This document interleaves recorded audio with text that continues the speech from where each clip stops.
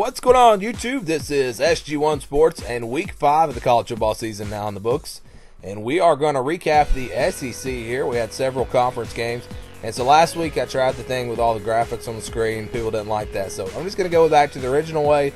But I am going to talk about some of the stats and things that maybe were important in some of these games. You know, the conference games, stuff like that. So let's get started with Vanderbilt on the road at Florida. And Florida takes care of business in this one, 38-24. I was really impressed. You know, Luke Del Rio, I thought, coming in, I said, I think this team has a chance to be pretty good with him at quarterback. Well, he goes in and gets hurt. Felipe Franks comes in, and yeah, he did a pretty good job. I was impressed with the youngster. And he's got a big arm. It's just the consistency, and if he can, that's what you're going to get with a young guy.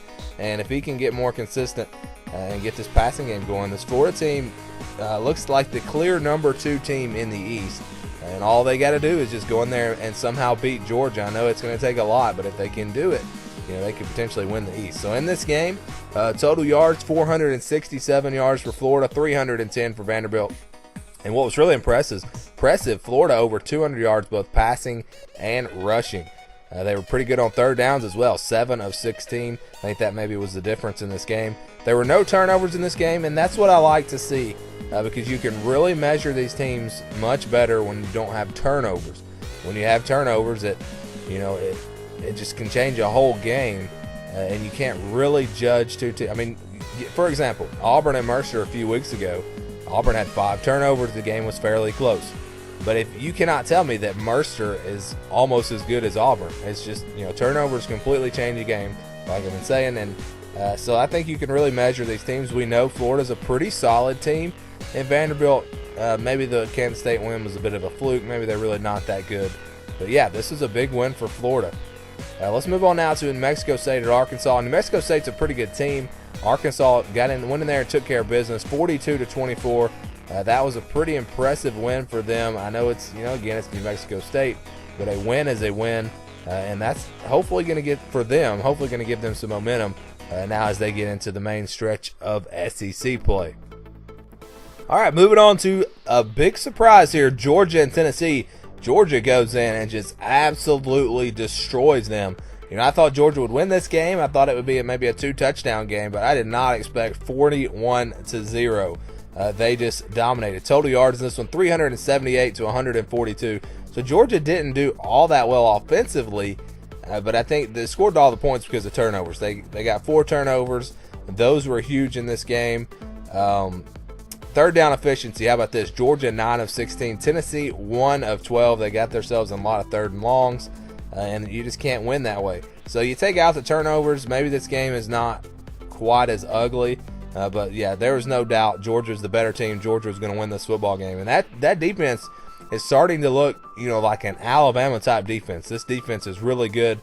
You look at the 3 teams in the SEC that I think are at the top, Alabama, Georgia, and Auburn. All 3 have really good defenses, and that really stands out to me. Georgia, though, the passing game really didn't have to do much. They were just 7 of 17 in this game passing for only 84 yards. They didn't have to throw it. It's kind of similar to Alabama. Alabama hasn't really gotten that passing game going, but they don't need to. They can just run the football.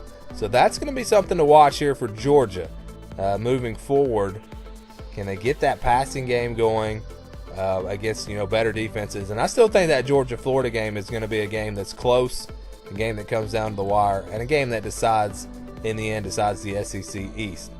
So yeah, big win for Georgia. They're looking like the clear best team in the East right now. Tough loss for Tennessee. Butch Jones, you have to wonder, is he going to be gone? Kentucky over Eastern Michigan. I talked about it. Eastern Michigan's not a bad team, but Kentucky needed a better win here. Only a 4-point win. That's not going to get it done. That's not really going to give them the confidence or the momentum that they need heading into their main stretch of SEC play. I thought Arkansas did a pretty good job taking care of business against New Mexico State. Kentucky not so much, and obviously LSU did not, but we'll get to that one in just a minute. But still, they're finding a way to win, and that's all that really matters. So Kentucky, a pretty good win against a decent Eastern Michigan team, but obviously you'd like to see them win a little bit easier against it. All right, how about Mississippi State at Auburn. Auburn goes in there and just takes care of business, 49-10. This is a game that I was never really worried about Auburn winning this game. I thought they would win it, but I didn't really expect them to win by this many points. This was a dominant performance. They played really well in this one, both on offense and on defense. And how about the offense? They've really become balanced on offense. 267 yards passing, 244 yards rushing. I think that's exactly where they want to be.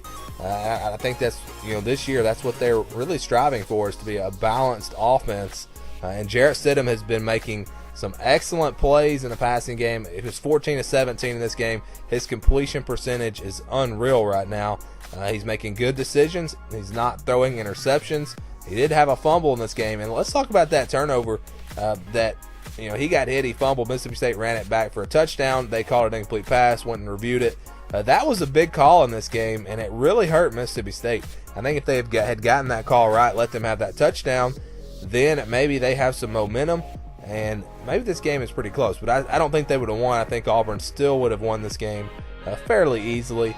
That win over LSU for Mississippi State, now it doesn't look all that good.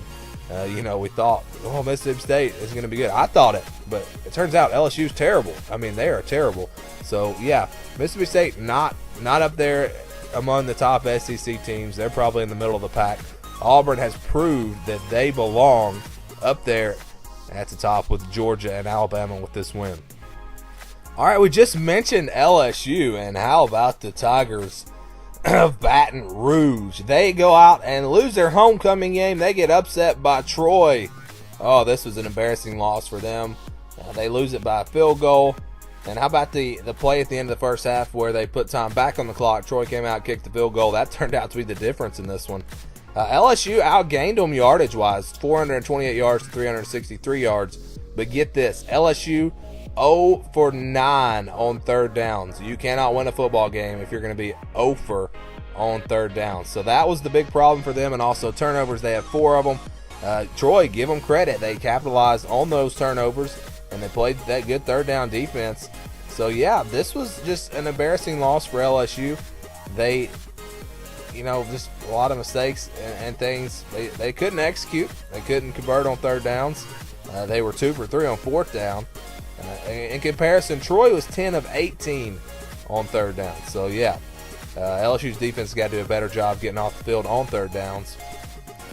And LSU didn't really get that run game going a whole lot in this one. 162 yards. Yeah, that's pretty good. But, hey, Troy had 206 rushing yards. So this was a huge upset. LSU looks like one of the worst teams in the SEC right now. And, again, I was against the Ed Orgeron hire from the beginning. He doesn't have a good track record as a head coach. And that's exactly what we're seeing right now at LSU. Some young players on defense. They haven't got anybody really at that quarterback position. So another tough loss here for the Tigers. All right, how about this win for Texas A&M? They go in and they win against South Carolina at home, 24-17. They have got some things clicking now for this team. And you look at that second half against UCLA. If they hadn't blown that game, this team would be undefeated heading into a matchup against Alabama, probably a top 25 matchup. It doesn't really matter where they're ranked, though, because they have no chance against Alabama, in my opinion, the way the Tide is playing right now. But still, this was a nice win. They outgained on 396 yards to 279. Both teams had 1 turnover in this game. And again, we're seeing this on almost every game. Third down efficiency. Texas A&M, 7 of 16. South Carolina, 2 of 13. That has really determined pretty much every game this week, and you're seeing it again here. The defense, how about the defense for Texas A&M, especially in that second half? Now, if they can play like that, they may have a chance to keep it close against Alabama. The crowd was into it. They got 7 sacks in this game. I think they got like 4 on a couple of series back-to-back there in that second half. They were playing really well on that side of the ball. And again, if they play hard on defense, if they get the crowd into it, maybe, just maybe, they have a chance to hang in there with Alabama, but I don't really see it happening. Kellen Mond has really grown a lot. He's looking like a very solid quarterback, and he's just a freshman, so look out in the future for this Texas A&M team. I think they're in pretty good hands. I think they're in pretty good shape compared to where they were after week 1. And this is a huge win for them. On the flip side, this is a tough loss for South Carolina. We'll have to see how they bounce back after a couple of tough losses here in a row now. All right, how about Alabama? Another dominant performance. They beat Ole Miss 66-3. I was actually surprised they scored that many points. And you can see what this team can do when they are motivated. You know they were motivated coming in after their close games with Ole Miss in the past and losing to them a couple of times. They came out, played very well. They outgained them 613 yards to 253. Yeah, dominant performance in this one. They actually threw for 248 passing yards, 365 on the ground. They had a pick six, got 2 turnovers, and again, third down efficiency. We're talking about that earlier. Alabama 7 of 15, Ole Miss 0 for 13. So if you don't know who's going to win a football game based on the numbers this week, just see how they were on third down, because that's going to be the deciding factor. And again, we're seeing Alabama look like that dominant team. The defense is playing lights out. They got another defensive touchdown in this one, and it just looks like I just don't know if there's going to be anybody that can challenge them. They do have Auburn at the end of the year and possibly Georgia in the SEC championship. But other than that, there's just nobody that's going to touch Alabama this season, in my opinion. This next one against Texas A&M on the road, maybe it'll be interesting, but I kind of doubt it. So there you go, a huge win for Alabama, and that's our recap for Week 5 of the season here in the SEC. We'll be looking ahead, doing the rest of our recaps from every other conference, and then looking ahead to Week 6. So thanks for watching this video, and stay tuned for more here on the SG1 Sports YouTube channel.